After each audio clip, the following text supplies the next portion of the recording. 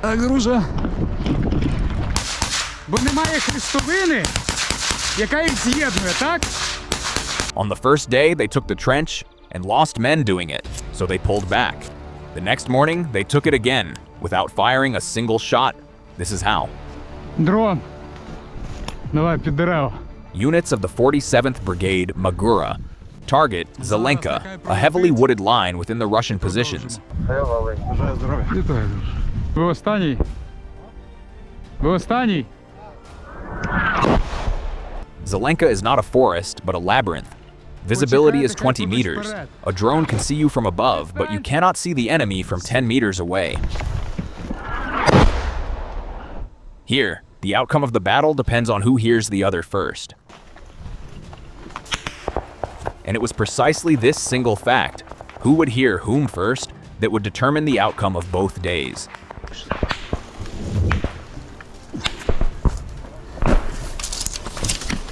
Zelenka's troops are in the trenches and among the trees, fighting as infantry in close combat. There is a drone in the air. The team is trying to identify a target, coordination over the radio, a warning to one of them to fall back.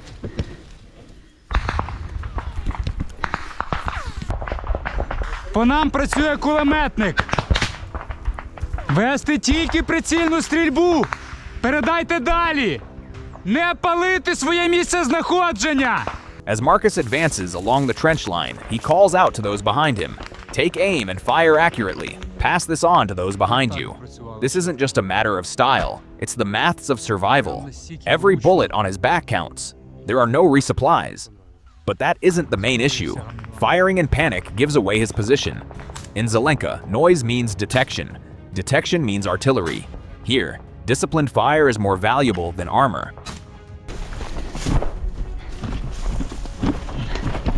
Pass it on to the lads at the back. These three words sum up what Zelenka is like. The line of sight is so narrow that the commander can't see half his column. Orders are passed from mouth to mouth, not by radio, but in whispers. Commanding here means leading men you can't see.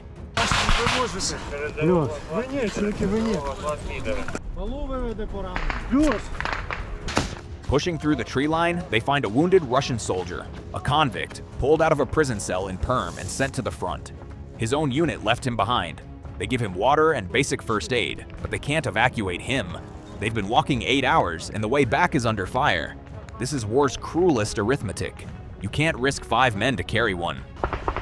Хлопці, пішли. Marcus is returning to the front line. 2 machine guns, covering 2 separate sectors.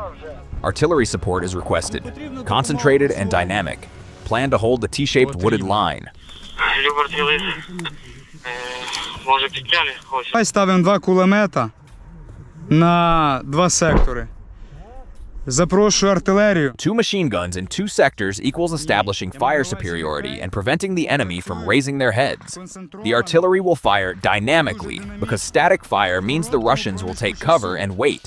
Plan. Whilst the artillery is suppressing them, charge in on the run. This is the noisy approach, and tomorrow they'll do the exact opposite.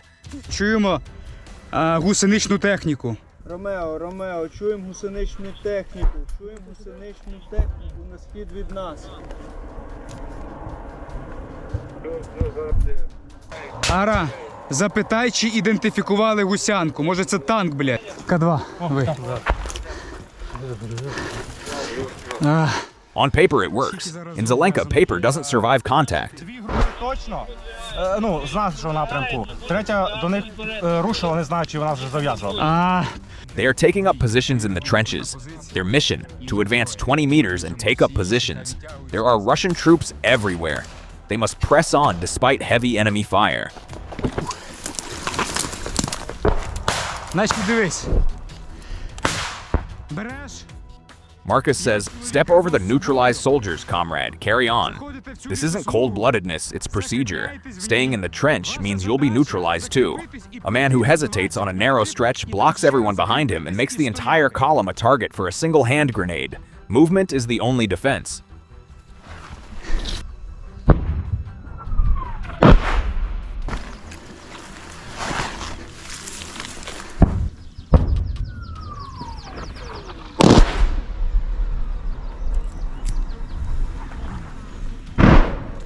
І тримати два напрямки.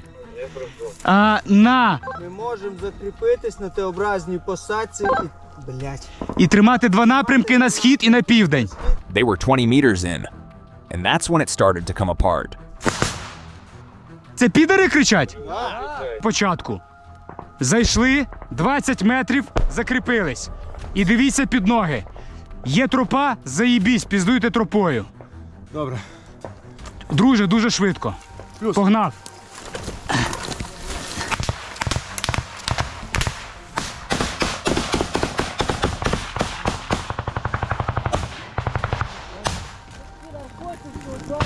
Так. Тоді беремо. This radio transmission is of the utmost importance. Over the radio, lads, we've now got 200 casualties here. Marcus scans his surroundings. There is no reply. The Russians have breached the trenches with a major assault.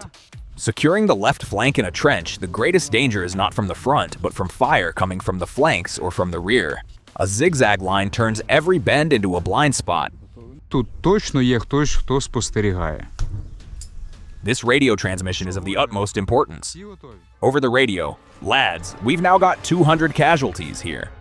Marcus scans his surroundings. There is no reply. The Russians have breached the trenches with a major assault. Marcus gives the order to withdraw. Over the radio, someone tells Marcus, Шукаємо. "Our defensive line has been breached. The Russians are far too numerous and have advanced too quickly. Get out of the area or they'll simply wipe you out." This is not a failure, but a calculated decision. The 20 meters they've gained aren't worth the price they've paid. The hardest order a commander can give is not to advance, but to decide to halt. Most officers cannot bring themselves to do this. They feared losing momentum and being branded as retreating. Marcus has chosen his men. They pulled back with nothing to show for it. But they didn't go home. They spent the night in a trench barely wide enough to lie in, and by morning they had a different idea.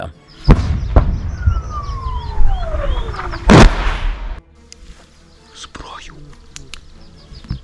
Сюди, сука, дивись. Хто? Marcus, the outermost trench we took yesterday was very small, but we spent the whole night defending it. We're launching a new attack in 5 minutes.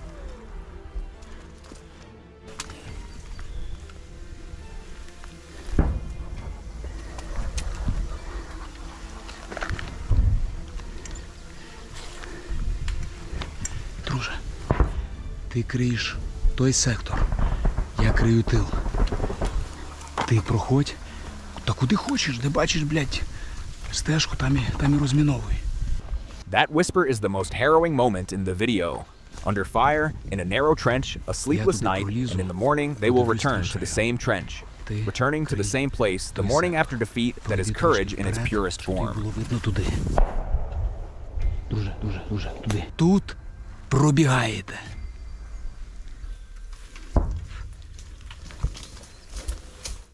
The team is being formed. 4 people, a corporal from K2 and a medic. Roman is providing rear cover. Так не криють, бо у вас втомиться рука. Yesterday they tried artillery, machine guns, noise and speed. It didn't work. Today the exact opposite.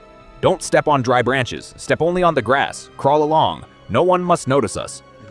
The Russians were expecting resistance. They weren't expecting silence. In Zelenka, noise means detection. Detection means artillery. Yesterday the noise killed them. Today the silence will let them in. Накидане щільно. Не наступаєш. Повертайся. Як вже жов, ти падаєш. No artillery, no covering fire. Just 5 men crawling.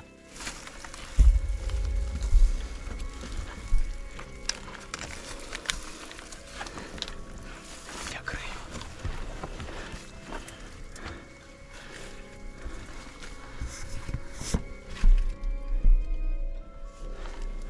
Зараз я проходжу. In the silence of the shelter, every dry branch is like a rifle aimed at them. They reach the shelter. The sapper leads the way, checking for tripwires.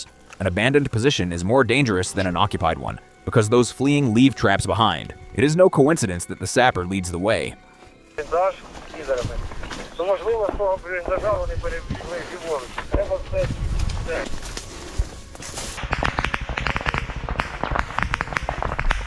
A few hours later.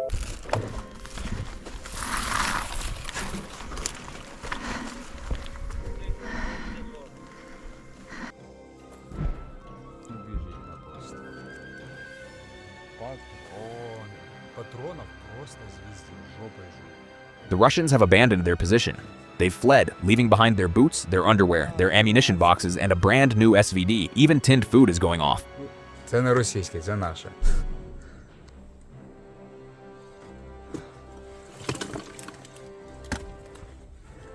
These details tell a story. Panic. No one leaves their SVD behind. No one leaves their boots behind.